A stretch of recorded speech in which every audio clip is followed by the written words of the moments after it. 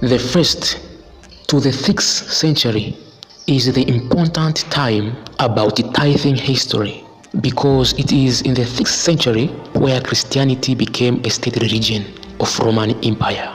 So the church adopted tithing as a mandatory obligation. So in this episode, we are discussing briefly how Christianity arrived at this point from the 1st century. This will give us a light, see how tithes used throughout history, and whether it is binding to Christians today.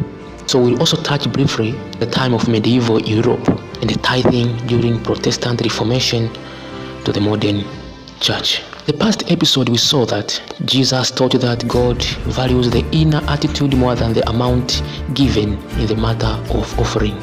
So we saw that Jesus, born under the law, he knew the importance of the temple system. So we saw that Jesus shifted the focus of giving, and through Jesus' death, the temple system and the Levitical ministry was terminated. Jesus himself didn't record whether he gave tithe or received tithes. So Jesus, as the beginner of Christianity, didn't associate much with this topic of tithing in the Bible. What about the early church? Now, the 1st century, also known as the apostolic age, which is the movement from the Jesus resurrection till the gospel spread to across Mediterranean. The record shows that no single apostle received tithe or even any elder of the early church. They only collected the offerings. Even the Council of Apostles, which discussed how should Gentile Christians live by faith, didn't discuss tithing as the ambiguity issue to be binding. So it seems that the perception of apostles about tithing is something which was done with the temple system and the Levitical ministry. So in the 2nd century, which is also known as sub-apostolic age, Christians were viewed as one of Judaism's sect. The 2nd century, Judaism faced a big challenge. After the destruction of the temple, they focused on Torah teaching, also known as Arabic Judaism. They forced to comment its teachings due to diaspora, meaning the spread of Judas from various areas. The whole Judaism still longed for the Messiah who will come, deliver them from the Roman Empire. Most of them perceived a man called Bar Kokhba, who initiated the movement opposed the Roman Empire as the Messiah. This was opposed by Christians who were viewed once as the one of Judaism's sect, because Christians viewed Jesus Christ as Messiah, not Bar Kokhba. This aroused the local Roman persecution to Christians. The 2nd century, Christianity was not yet the institutionalized religion. Now in the 3rd century, Christians suffered the widespread empire-wide persecution under Roman Empire.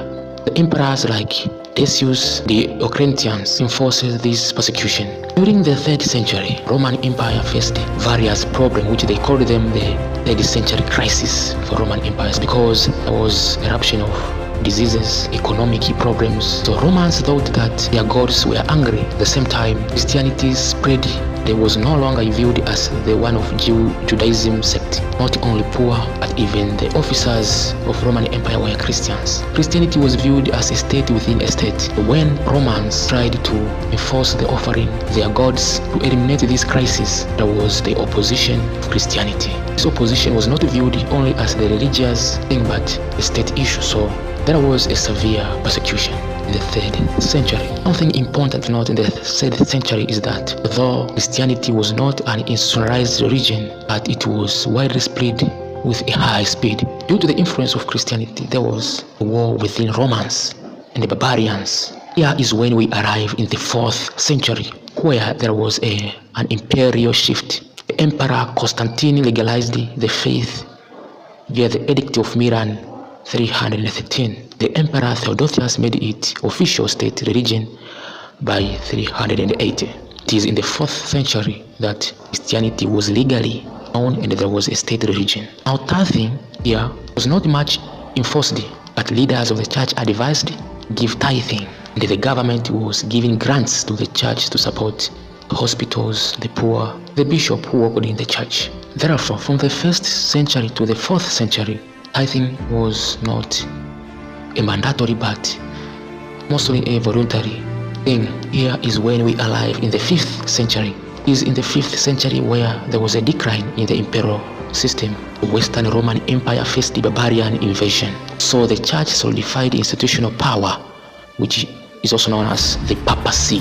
It is in the 5th century where the church didn't receive the grants from the government. The church, which was supposed to sustain hospitals, the poor, the running the government. The church faced the Oriental Orthodoxy.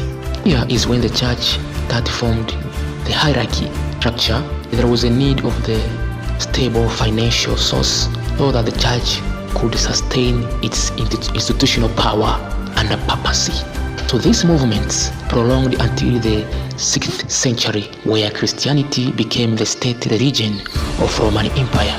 The church adopted tithing as the mandatory obligation. Here we find something called church-state, state church or state religion. During medieval Europe, tithing functioned as the mandatory religious and the civil tax. At the same time, tithing became inevitable, because to oppose it will mean that you not only oppose the religious matters but the state matters. You could be viewed as. So this is how the church traveled from the 1st century to the 6th century, characterized by persecution, the martyrdom, radical social equality, communal and charitable life, theological structure and hierarchical structure. After persecution, there arose the monasticism, which mostly opposes structure and the tithing. Something to note about tithing is this: the early church, when Christianity was not yet institutionalized, it was widely spread.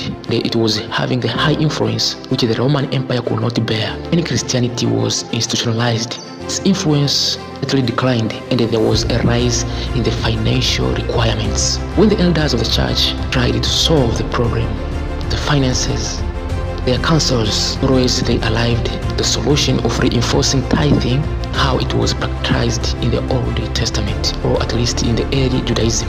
In the focus of solving these problems, they didn't realize that we are creating the image of the ancient temple system, which relied on the physical, the shadow expression of the plan of salvation, which needed to be sustained by Levitical likeness ministry, which demanded the function of tithing as the mandatory religious practice. Now, tithing during the Protestant Reformation followed the various steps. At first, Martin Luther and other reformers viewed tithing under the law as not binding for Christianity. Instead, it may be the voluntary, a free will offering. Although due to state church or state religion, government began to collect the general taxes instead of church tithes. So Protestants perceived tithing as not mandatory, but as the civil tax, which Luther advised that should give these taxes exchange of good infrastructures, the government welfare, not the requirement of the church. As I said, the causes of tithing command was firstly faced by the falling of Roman Empire. So the government didn't support churches, hospitals, poor and others. The state church needed strong finances to do that. This is why it is important to know that at the 18th century, Charlemagne legalized the church tithing system as the general state army or civil law. So 18th century, anybody who could not give tithe in Europe faced a severe punishment from the government, which was prolonged until 19th to 20th century in the years of 1880s. Although American churches were separated from their government. So American churches faced the financial problems because they missed the government grants. Also, they were forced to reinforce tithing to sustain the institutional requirement of the church. So since church was institutionalized, even today, modern global churches today, many denominations and congregations such as Seventh-day Adventists, Mormons, and various evangelical groups promote tithing as a spiritual discipline, while other Christians believe the New Testament removed 10% requirement, favoring broader free will giving. Although my opinion about this is that the function of the spiritual gifts is not well expressed today because there is too much dependence on the fund in these institutional churches. There is also too much dependence on the religious services like wedding ceremonies, burial services, membership, gatherings, prayers, services, which are today not provided in any other place than in various religions or denominations, which are institutions. In the exchange of these services, people buy their membership in these various services, wedding ceremony services, in exchange of tithing. This makes tithing very important. Any organization, even religious or any other organization, need stable source of finance. This is the one which makes tithing reasonable and important. But the truth is this: Jesus taught that God values the inner attitude more than the amount given. Tithing is not binding to Christians today. As we saw in the last episode, tithing was not a unique divine invention dropped from heaven. Before Moses, sovereign kings of pagan nation claimed tenth of produces from their subordinates in exchange of land right, peace. Tithing before the law of Moses was a declaration that Abraham and Jacob are not subordinate of any other nation, but only God. This is why when God chose Israel, became their king, giving them the divine purpose. Of course, God promised land of the children of Israel. God was Israel's sovereign king. God gave the children of Israel the promised land, the protection, the peace. In exchange, God claimed tithing to sustain the divine purpose. Mosaic covenant was terminated when Jesus Christ was born and death, so there was another covenant, which tithing is not the part of the New Testament. This is why Jesus, apostles, the early church from the 1st century to the 5th century, tithing was not binding until church solidified the institutional power during the papacy time. If the church is reinforcing tithing today, and if you are a Protestant, you haven't done yet the reformation required from the papacy functioning. We are satellite dealing with the problem of legalism. Practiced tithing today is the excessive adherence to the law or moral code or conduct.